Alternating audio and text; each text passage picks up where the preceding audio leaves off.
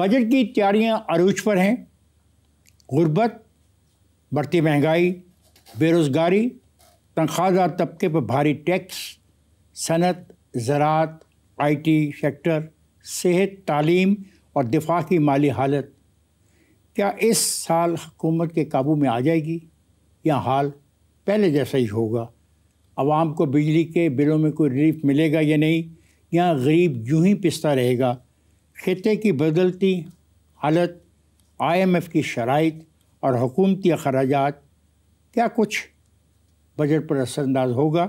इन सब पहलुओं पर बात करने के लिए हमारे आज के मेहमान हैं मोहतरम डॉक्टर हफीज़ पाशा, साबिक़ वज़ीर ख़ज़ाना, डॉक्टर सलमान शाह, मियाँ अबूज़र शाद, सदर लाहौर चैम्बर ऑफ कॉमर्स। उनके साथ मौजूद हैं शाहिद हुसैन असद, साबिक़ फेडरल सेक्रेटरी जिनका तल्लुक़ FBR से रहा। उनके साथ तशरीफ़ रखते हैं सैयद मोहम्मद मोहसन, डिफेंस इक्विपमेंट के डेवलपर हैं। और उनके साथ तशरीफ़ रखते हैं फ़ारूक बाजवा साहब, किसान लीडर हैं। आइए आज के इस प्रोग्राम का आगाज़ करते हैं। आशा, आप प्लीज़ शुरू कीजिए। बहुत शुक्रिया इफ्तिखार साहब। और बजट को तो नंबर्स का कमाल कहा जाता है, तो देखना यह है कि बाकमाल लोग जो बजट बना रहे हैं वो आवाम के लिए कोई फ़ायदा ला रहे हैं या फिर से इम्तिहान। डॉक्टर हफीज़ अहमद पाशा साहब, आपसे आगाज़ करना चाहेंगे। सियासी मसलतें जो हैं वो बजट को अवामी नहीं बनने देती हैं। आपके ख्याल में बुनियादी खामी किस जगह पर है या क्या है जो बजट अवामी नहीं बन पाता है? बिस्मिल्लाहिर्रहमानिर्रहीम। देखिए, बजट में जो मुख्तलिफ इश्यूज़ होते हैं उसमें मुझे अफसोस से कहना पड़ता है कि ज़्यादातर होता ये है कि जो अशरफियाँ हैं मुल्क के, यानी कि जो अमीर और ताकतवर तबके हैं, उनके लिए पहले ये सोचा जाता है कि क्या हम कर सकते हैं, और जो कि कुछ हद तक इसलिए मुनासिब है कि वो उनकी वजह से शरह नमू में इजाफ़ा हो सकता है। मगर कोशिश ये होनी चाहिए कि एक बैलेंस्ड बजट पेश किया जाए जिसमें यकीनन आप मुख्तलिफ़ सेक्टर्स को एनकरेजमेंट और आगे बढ़ने की कोशिश किया जाए, मगर साथ साथ आवाम के जो ज़रूरियात हैं, बेसिक ज़रूरियात हैं, उन पे आपको तवज्जो देना चाहिए। और कोशिश ये होनी चाहिए कि जहाँ गुंजाइश हो वहाँ टैक्स कम करें खाने पीने के अशिया पर, और बेनज़ीर इनकम सपोर्ट प्रोग्राम जैसे प्रोग्राम हैं उनको आगे ले जाने की पूरी कोशिश करें। ये सलमान शाह साहब, आप क्या कहेंगे इस सारी सूरत में?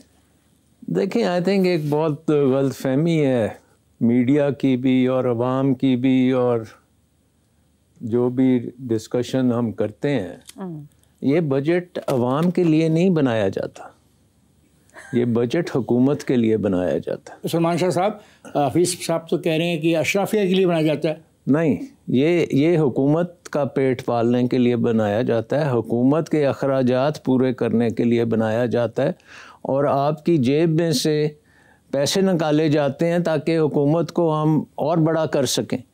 सो बेसिकली ये बजट अवाम का बजट नहीं है, ये आपके घर का बजट नहीं है, ये बजट जो है ये हुकूमत पाकिस्तान का है, सूबाई हुकूमतों का है और ब्यूरोक्रेसी का है, और उनको पालने के लिए, उनकी तनख्वाहें देने के लिए, उनके अखराजात देने के लिए। और इसमें बहुत से जो हैं वेस्टेड इंटरेस्ट होते हैं, उनको दिया जाता है, सब्सिडीज़ दी जाती हैं, उन गलत जगह पे सब्सिडीज़ दी जाती हैं। अबूज़र शाह साहब, ये जब सब्सिडी की बात होती है, आपके बारे में बात होती है, मैं बता देता हूँ जी। हाँ बोले सर। देखें, कराची से लेके गिलगित तक और कोयटा से लेके डेरा इस्माइल खान तक आपके 15,000 से ज़्यादा पेट्रोल पंप मौजूद हैं।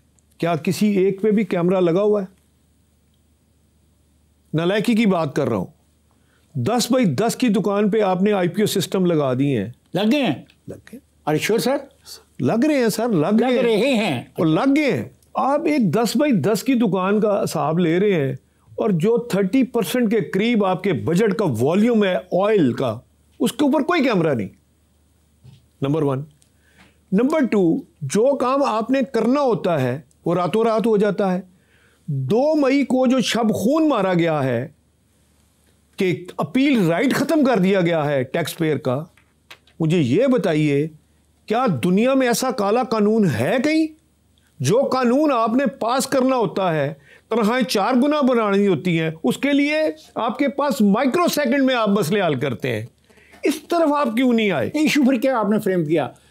इशू है सरकारी मुलाजमिन की तनख्वाहों के लिए है, ये इशू आप जिम्मेदार हैं? ये सर इशू, ये जो 50,000 के करीब ड्यूल नेशनल गवर्नमेंट में बैठे हैं, टेक्नोक्रेट बैठे हैं, ब्यूरोक्रेट बैठे हैं और पॉलिटिशियन बैठे हैं और बिजनेसमैन बैठे हैं, पूरी दुनिया में ये नहीं है कि कोई ड्यूल नेशनल किसी अहम पोस्ट पे हो। आप इनको अशरफिया समझते हैं? ये शर्फिया ही और क्या है? जी मुझे आप बताएं अपना।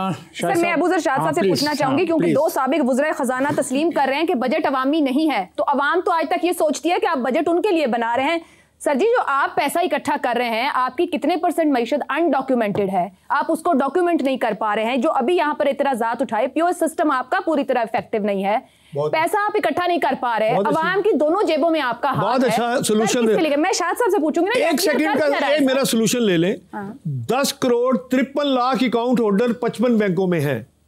अगर स्टेट बैंक और FBR और तमाम बैंक एक कमरे में बैठ जाएं, माइक्रो सेकंड में आप टैक्स नंबर अलॉट कर सकते हैं। क्यों नहीं करते आप? नहीं, FBR इनका जवाब दीजिए। आखिरी सवाल जो रेज किया उन्होंने बैंकों वाला, उसका वहां से शुरू। देखिए, बैंकों पे एक दफ़ा 2013 में हमने कानून बनाया था कि वो हमें सर्टेन इन्फॉर्मेशन देंगे, और वो 5-6 साल तक हाई कोर्ट्स ने उन पर स्टे दिए रखे। बड़ी मुश्किल से वो आपको इन्फॉर्मेशन देते हैं। वो आपको पर्सन बाय पर्सन इन्फॉर्मेशन देते ही नहीं, एक इकट्ठी इन्फॉर्मेशन दे देते हैं कि हमने इतना टैक्स काटा है, वो आपको दे दिया, पैसे दे देते हैं डिडक्शन करके, but they don't provide you the details. और उसमें आपका बहुत सारी चीज़ें, जैसे आप फरमा रहे हैं कि अशराफिया है, बैंक भी तो अशराफिया कई हैं, और कोर्ट्स पे स्टे उनको मिल जाता है। हमारा सिस्टम इस तरह का है, या तो हम इस तरह का रातों रात सख्ती करते हैं, जैसे अभी अबूजर साहब कह रहे थे कि एकदम से आप अपील का राइट ख़त्म करते हैं, या फिर आप उनको इस पे कन्विंस नहीं करते कि जो जेन्युइन इन्फॉर्मेशन है वो वक्त पे आनी चाहिए। असल तो बात यह है कि हर काम में आपका CNSE यूज़ होता है। सर ये है कि डॉक्यूमेंटेशन का जो इशू है वो पाकिस्तान में बहुत बहुत सीरियस है, और ये एक डॉक्यूमेंटेशन का पहलू हिस्सा है कि आपके पास एक वेरीफाइबल प्रोसेस हो, मगर उसकी वजह से लोगों की ट्रू टैक्स लायबिलिटी पता न चल जाए। लोग नहीं चाहते, और ये वजह है। लोग नहीं चाहते तो ना लिया जाए, तो नतीजा ये है कि they are able to prevent this the upgradation of the process, move towards documentation, proper transaction के डॉक्यूमेंटेशन वगैरह, इसलिए नहीं हो पाता। सलमान शाह, पॉलिटिकल विल क्यों वीक है? नहीं, ये आई थिंक इशू नहीं है। इशू ये है कि देखें, आप छोटे दुकानदार को या छोटे कारोबारी को आप ये ना समझें कि वो नेस्ले है या वो कोई बहुत बड़ी कंपनी है जिसके पास हज़ारों अकाउंटेंट्स हैं और पूरा उसका निज़ाम है। अब हमारा जो निज़ाम है कि आपकी जो डॉक्यूमेंटेशन है, अगर आप किसी की नेट इनकम तलाश करने जाएंगे तो उसमें ग्रोस इनकम से लेके उसके अखराजात, उसकी किस किस्म कितने पे उसने चीज़ें ख़रीदी, कितने पे बेची, तो बड़ा मुश्किल चीज़ है जिसकी डॉक्यूमेंटेशन हमारे छोटे कारोबारियों के पास नहीं है। सर ये तो बड़ी अजीब बात है। हम 11-12 करोड़ थे, मुश्किल था। आज हम 25 करोड़ है, 10 साल बाद हम 40 करोड़ होंगे, तो फिर क्या जवाब बचेगा? नहीं, हमारे जो निज़ाम है, ये यूरोप का निज़ाम यहाँ पे नहीं चल सकता, बिकॉज हमारे मुल्क में हर दुकान में एक मशीन है। मशीन देखें, और वो आप जो चीज़ खरीदते हो उसकी वो रसीद देती है। बिल्कुल देती है। तो आपको क्या इशू है?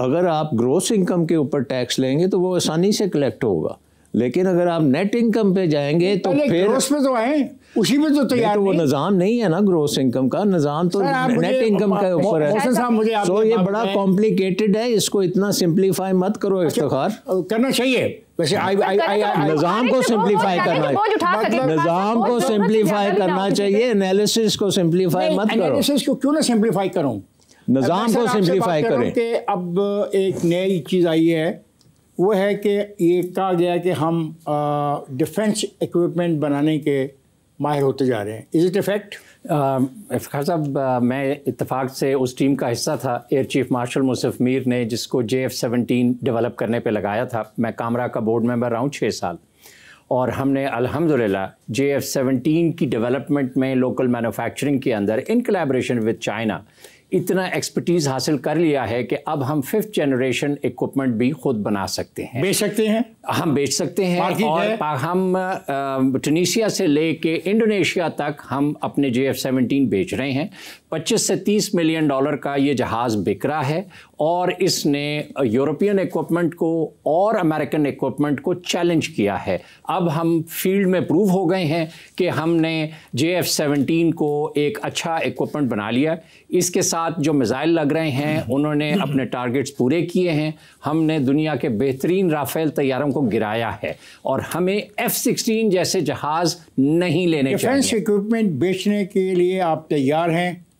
हम तैयार हैं सर। हमारा एक इदारा है defence export promotion organisation depot के नाम से, वो अब ये सौदा बेच रहा है। लेकिन हमारे पास अल खालिद टैंक है, उसका इंजन 1200 हॉर्स पावर का हम लोकल नहीं बना रहे। फौज को चाहिए कि फौरन इस टैंक के इंजन को लोकल बनाए।